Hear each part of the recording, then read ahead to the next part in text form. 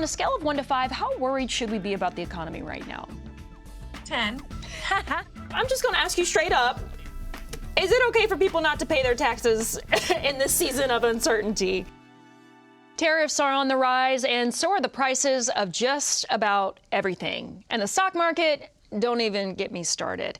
Michelle Singletary is the author of The Color of Money for The Washington Post. Michelle, on a scale of 1 to 5, how worried should we be? 10. Period. Let's not play around. No, it's a 10. And if I were being honest and I didn't really want to scare people, I'd say a 12. I think you should be very scared. But that doesn't mean that you should be fearful. And I know that doesn't sound like there's a difference, but, the economy is definitely headed for some turbulent times. It's already in some turbulent times. But if you're too fearful, you may make some moves that are not in your best interest. So be scared, but don't be so frightened that you make some financial choices that could further erode your retirement account or your bank account. And help us understand why this is all happening. One word, Trump, and 2 words, tariff. It's a economic policy that for many people just don't make any sense, right? And especially it doesn't make any sense because of the timing. We just survived a global pandemic, and in the U.S. at least, without a recession. The Federal Reserve had gotten inflation down almost to their benchmark of 2%, and we were breathing. I mean, my goodness. And, during a period where some of us literally couldn't breathe well because of COVID. And then you decided to just tear up everything at a time where people were feeling, I got this, and now we don't have it. So that said, who's going to be hurt the most by this now current uncertainty in the economy? I think it's a lot of the people in the middle of the country, lower income and middle income are going to be the hardest hit. Upper income and the wealthy, they able to weather this storm. They got money. But lower incomes, when you have tariffs, that's a tax increase. It's an increase on consumer goods. Already people were just squeaking by, and now it not only are they going to have trouble with paying for stuff, they may actually lose their job. And that's what these tariffs are doing. And when you talk to small manufacturers and small business owners, they don't know what to do. They can't plan. They may need more personnel, but they don't want to hire personnel if they've got to jack up prices because they're concerned. They don't want to hire someone and then have to turn around and fire them. And so they're holding back. They don't know how to price things. If they price it too high, you'll drive customers away. But if you don't price it enough, your profits erode. So it's a hot mess. It's a hot mess. And we know that many people are already losing their jobs, especially those federal workers whose positions have been cut. So, Michelle, how are we already seeing consumer activity shift as a result of these changes? We see that consumer sentiment is going way down. And usually what that follows is, consumer confidence. And so if you're not confident of the economy, you pull back, which you should do. That is the smart thing to do. You don't know if you're going to have a job. You don't know if your sister's going to have a job. And that may be a sister that you need to help financially. So you say, okay, you know what? I'm going to cancel that vacation. I'm not going to redo my bathroom. I'm not going to, buy clothes. I'm going to stay out of the stores. I'm only going to buy what I absolutely need. And that is exactly what people should do. But as you can see, what will happen? They pull back. Our economy is driven by consumption. So that fear turns into a reality. So what's your number one piece of advice for folks as we head into this uncertain future? If you have debt, that you try to pay it down so that if you have a disruption in your income, that's one less thing you have to worry, one less bill you have to pay. If you don't have debt and maybe your savings is low, you want to boost your savings. So maybe you have debt and your savings is low. You want to do both. Now, I know there are many people listening. It's like, girl, I only have $1. Okay, that's what I'm saying, right? Like you might not have the money to even be moving around. You have to really mind your budget for every extra dollar. And if it's just 50 cents of that dollar, put that 50 cents away, because every little bit will help if you lose your job, or maybe somebody in your family, or your spouse, or your partner, or your kid, your young adult child who's on their own, or maybe living with you. So, I don't come from any. I know what it's like to struggle, and I've eaten a lot of oodles and noodles in my time, and Vienna sausages and all that kind of stuff. So that might be where a lot of people are headed, and maybe they're already there. And I would say then you look at the big stuff. Perhaps if your rental lease is coming up, can you get a roommate? Can you move back with a relative or move in with a relative? We're going to see probably a lot more shared housing, which is not a bad thing. Cut the expenses. Don't buy that car. If you got a $1,500 car repair, go ahead and fix the car, because $1,500 is a lot less than buying a new or used car. Well, I must say, Ina Garten has a wonderful recipe to spice up some oodles and noodles. So if anybody needs that recommendation, there you go. Michelle Singletary, so great to talk to you. Thank you so much. You. So, Nicole, you heard what Michelle said. What does this mean for the average consumer? Michelle nailed it when she talked about uncertainty. This uncertainty is really driving everyone's behavior, from consumers to companies. Nobody really knows what to do, and so everybody's pretty much on pause. They're not doing anything. They're saving their money. They're not buying things. They're not making decisions to move forward, even on things that they've planned for. So it's a very difficult time. Yeah, one thing that she said that struck me, Professor Dean, was the fact that, we live in this consumption economy, but maybe it is time, or as people are taking these pauses, I think the question comes up, right, especially as we're seeing all these boycotts, is like, do we need to really be buying all this stuff? And is withholding your money not only the best kind of financial thing that you can do right now, but is it the best form of protest? I think that's exactly right. And it's really important to remember that there are all sorts of businesses out there, and we can choose what businesses we support, right? So if we're pulling back on expenditures at certain retailers that we may have questions about, we can also embrace those retailers that will especially need the support now. The smaller independent retailers. And Eneida, how does that settle with you, given the businesses that you work with and support? Right. Well, not just retail businesses, but also businesses that provide services to other businesses. So B2B, B2C, everybody is paralyzed. Everybody's paralyzed because there's this uncertainty in the air, where we know where we are today, but we don't know where we're tomorrow, and it's just, there's just a ripple effect, right? Because it is negative all around, unfortunately. And talk a little bit about this sort of supply chain, because I know that your and Nicole's work is very aligned. So say, the tariffs have happened, right? This is happening at a very high level. How does that then trickle down to affect not only the average consumer, but the average small business owner? Yeah, trickled down. The tariffs have arrived already for many of our many of our members who are business owners. They're already seeing price increases, and they are very vulnerable because they can't pass those increases on to their customers, and so they're making very hard decisions right now. Those tariffs are also affecting folks' decisions to, like we said, to spend money, whether it's in Black and brown communities or elsewhere, and so it's really having this negative effect on our ability to move forward, which is, unfortunate, because I know boycotting businesses is a great political statement, but a even more powerful statement would be to actually use our buying power to support Black and brown businesses at this time, in this moment. The Black Americans collectively, we have over $1.5 trillion in buying power. And so if we were actually putting that to use, we could have game changer moment right now. And so we'd love to see more support for those that are willing to spend money with diverse and local businesses. Willing and capable, able to. right? So we should be smart. Yes. We should be smart. Yes. Yeah, and I do want to, I mean, we kind of, Michelle and I were joking about the oodles and noodles and Vienna sausages, right? But we have to also understand that that is a very real reality for many people if you can only eat what you can afford. Now, I do want to come back to you, Stephen, about this idea of boycotts, but I know that Eneida and Nicole, you met with Governor Healy recently to talk about how the state would support small businesses in light of these tariffs. What can we expect on that front? Right. Well, I mean, certainly it was an intimate meeting with the governor, business leaders and business owners, small business owners that we represent, and she really wanted to hear from each one of us what is happening, what we're hearing on the ground, and actually find solutions to resolve some of the supply chain issues and some of the cost issues. So they're in the exploration space right now because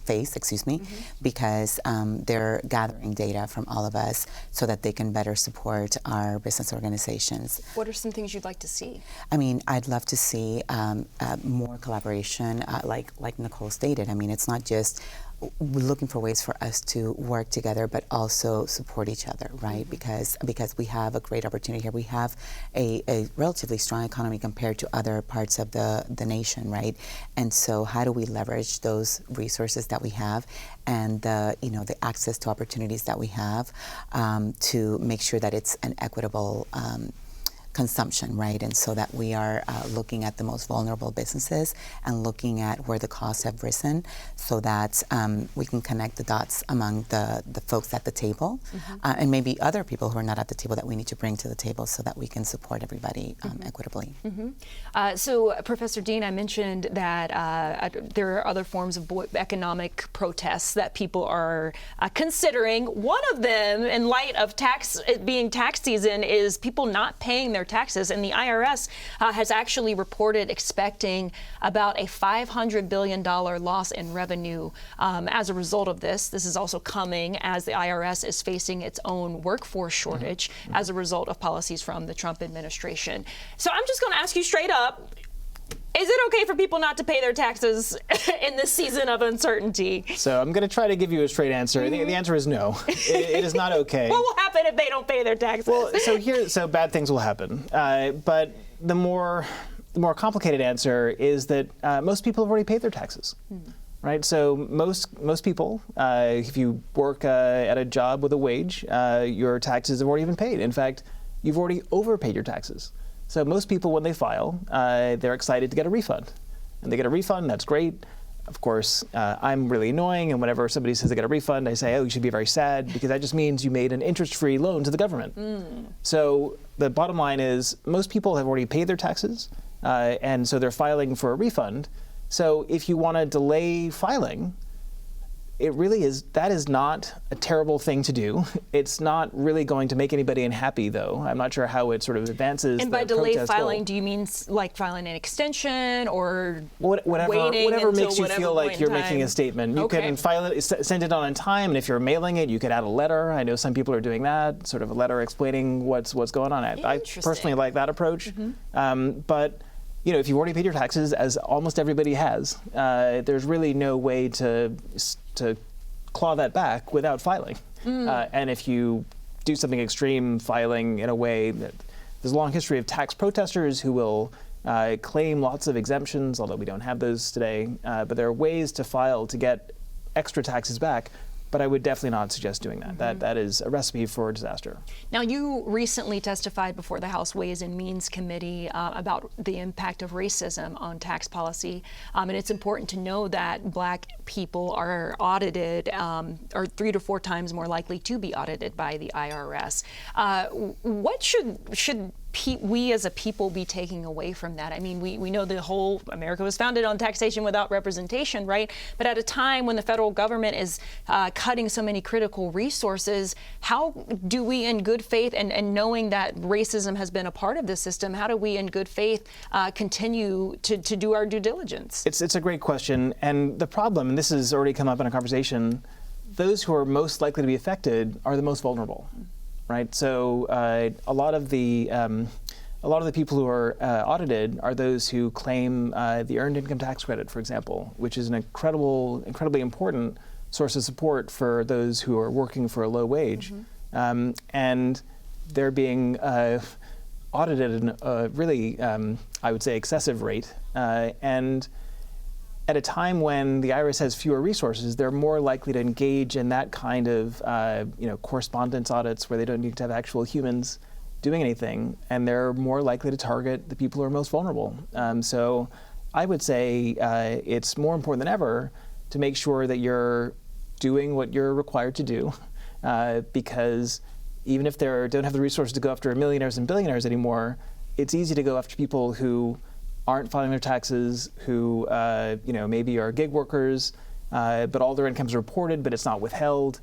I don't think it is a good strategy for people to engage in that kind of protest, because even if the IRS is underfunded and understaffed, it's easy for them to target taxpayers when they have all the information and just use their algorithms to do that. And that's apparently part of the story behind there's a Stanford study a few years ago that showed that black taxpayers were 3 to 5 times more likely to be audited. And those kinds of algorithms are really going to have a disproportionate impact on our community. I do want to note that the New York Times did put out an article about the audit rate being the lowest it's been over this past decade, and that most Americans have seen in their lifetime. Still doesn't mean we shouldn't pay our taxes. Everybody here is filing, right? We're all going to be accountability partners here. But Nicole, you mentioned earlier about this importance of kind of rechanneling any money that is being spent and on to black and brown small businesses, right? Or at least black and brown owned businesses.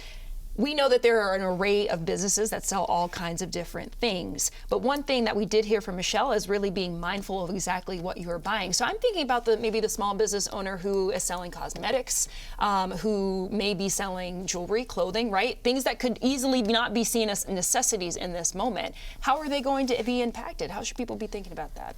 The reality is that even though we are facing difficult times, potential recession, people are still going to buy the things that they want to buy. And what we really are encouraging people to do is be intentional and look to support local and diverse businesses. So, it's going to be a difficult time for everybody, big and small. Is this a time where those businesses can learn to innovate or learn to sort of reorient what they're offering? Sure, there are a lot of ways that folks can innovate. Over the weekend, Eneida and I were at a summit. We talked a lot about AI and what role that can play, especially for small businesses. I think that's a leapfrog opportunity for our businesses. But I think the biggest thing that can happen is whether you're black or brown or whoever you may be, if you are serious and committed and wanting to make a change, is to be intentional about supporting black-owned businesses. That's what I would say is the biggest thing. I mean, there are businesses that are very small, they're very large, they're in every corner of our economy, and I think that folks could, rather than shifting from, well, not this big box retailer, but maybe another one, really taking that next step and maybe sacrificing a little convenience, maybe even a little bit on price, but really supporting the wealth building in a community that at the end of the day will make a difference for those business owners and the communities that they support. Eneida, I do want to touch briefly on how immigration folds into this, because I know that a lot of businesses you support are immigrant owned. We also know that there are a lot of policies coming down that are affecting people's ability to stay in this country and contribute to the economy. What could be the ripple effect there? Certainly. I mean, we have a labor shortage as it is, right? And so the businesses that we serve, the majority are immigrants or U.S. born, but of immigrant descent, right? And so there's a certain fear, right? Because it doesn't matter whether you're here legally or you're undocumented. It impacts the psyche of the community, right? And so the reality is that right now we have businesses that have contingency plans, right? And that have concerns. And another reality, they don't have to be immigrant owned. I mean, the immigrant community here is employed through across industries. So in this conversation that we had with the governor, there were white-led businesses that were also concerned about immigration. So this is not just a Latino issue. This is not just an immigrant issue. This is an economic issue for the Commonwealth as a whole, because we rely on immigrants to do to take the jobs and to do the work that we need to be done here in the state. And so when there's a threat to their livelihoods and to their ability to even remain in this country because they're being snatched on the streets without even a warrant signed by a judge, that is something that impacts people, not just being able to go to work, but being able to contribute and to move the economy, right? Because it's, again, like we said earlier, it's a ripple effect. You work and then you spend and then the money stays here locally, and that is not necessarily happening because we've also heard from certain businesses that have reported that they don't have as much foot traffic because people are not out as much, right? Because of the same fear. Not because they're undocumented, just because people are just being more cautious. Yeah. I'm sure this is not the last time that we'll be talking about the economy. Thank each of you so much. Thank you. Thank you very much.